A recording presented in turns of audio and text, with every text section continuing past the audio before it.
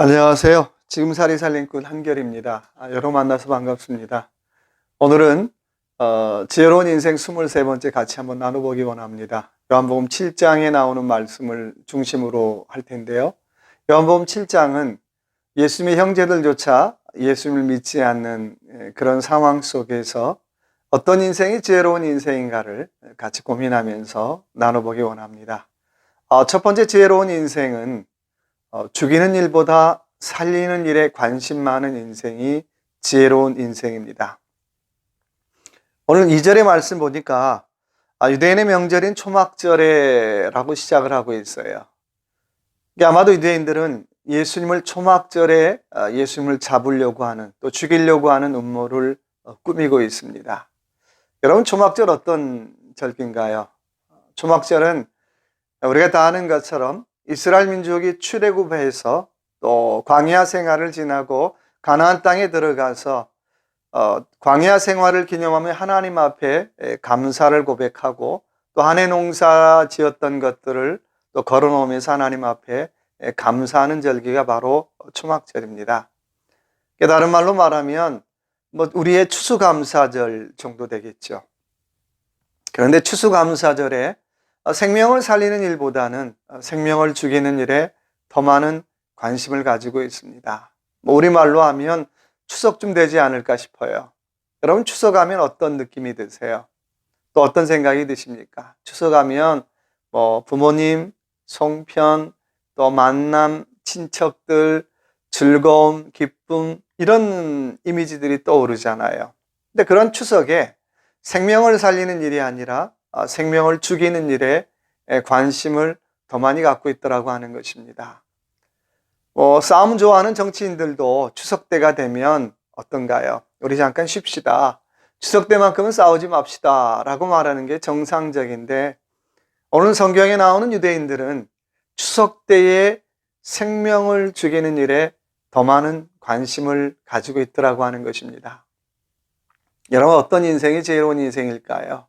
그 일이 크든 작든 그게 중요한 것이 아니라 생명 살리는 일에 더 많은 관심을 갖고 사는 것이 지혜로운 인생이라고 하는 것입니다. 우리 아까 얘기했던 초막절 얘기로 다시 한번 돌아가 보겠습니다. 초막절은 말 그대로 일주일 동안 집 밖에 초막에 나가서 그 광야 생활을 다시 한번 재현하고 체험하는 시간입니다. 그 광야 생활을 체험하는 기간 동안 우리가 하나님의 은혜로 살았지, 하나님의 도우심으로 살았지라고 하는 하나님의 은혜에 대해서 감동하는 시간이라고 했습니다.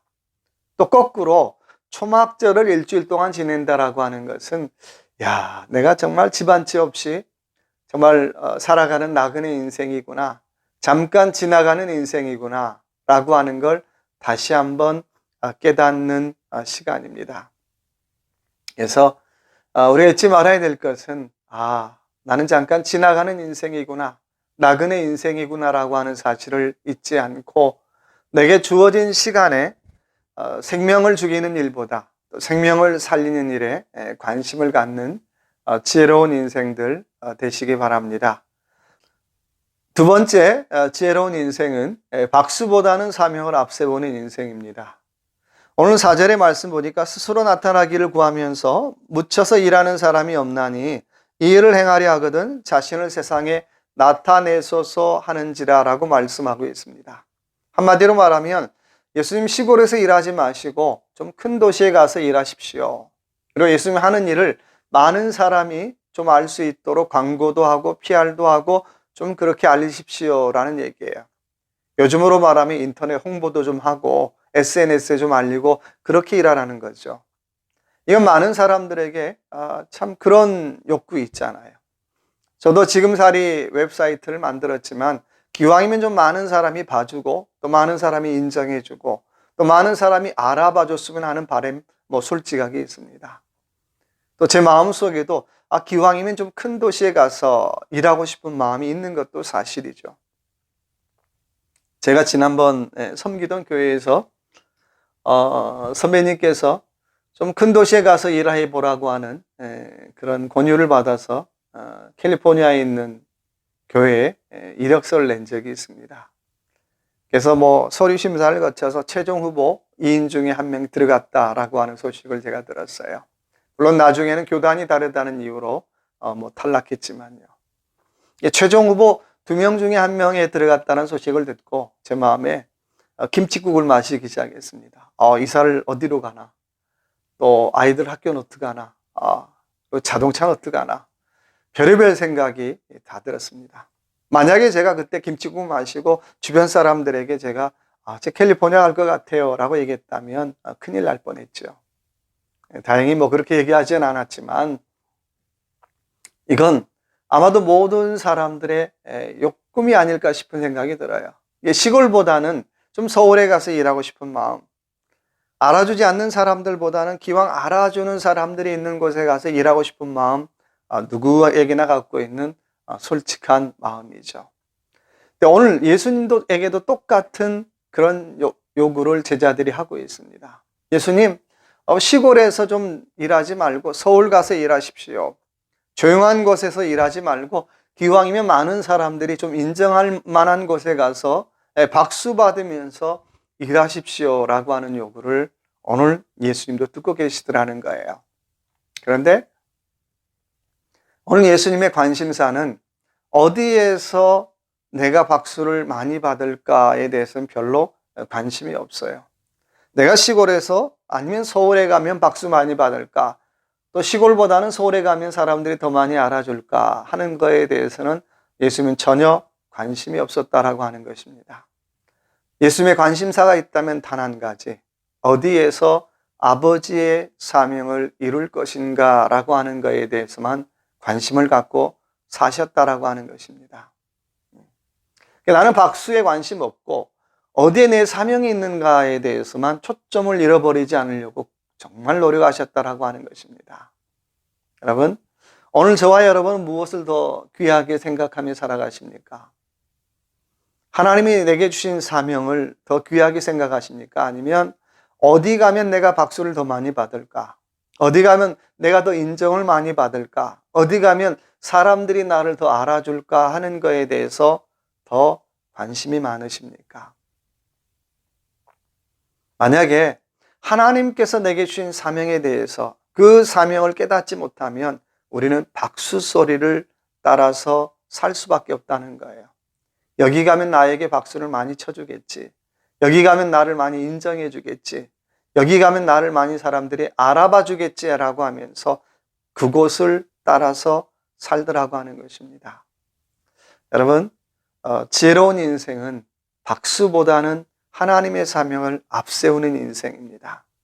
시골이 되었든 서울이 되었든 사람들이 알아주든 알아주지 않든 그것이 나의 사명 실현지라고 고백되어진다면 또 그것에 충성할 수 있는 지혜로운 인생들 되시기 바랍니다.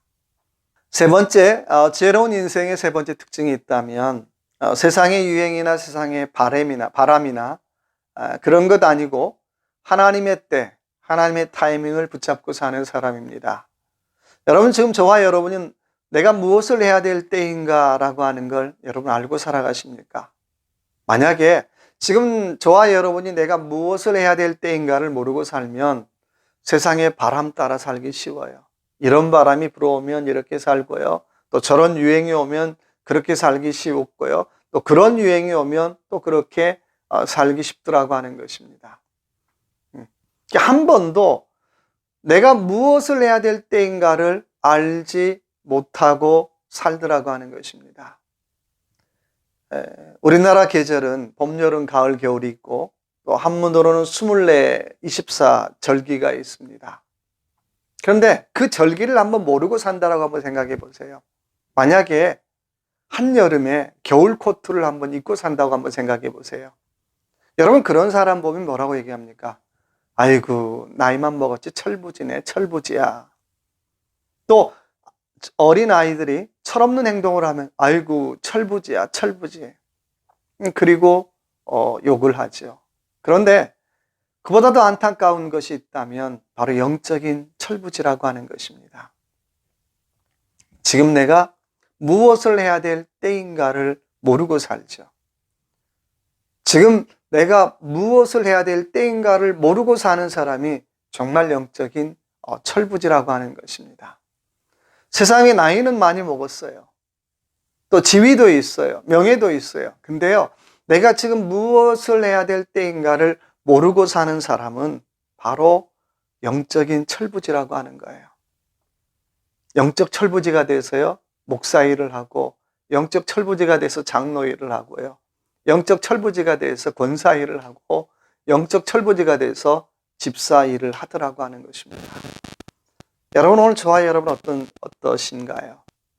정말 하나님의 때를 따라 살아가는 사람은 하나님께서 go 하라고 하시면 go 하고요, stop 하라고 하면 stop 하고 살더라고 하는 것입니다.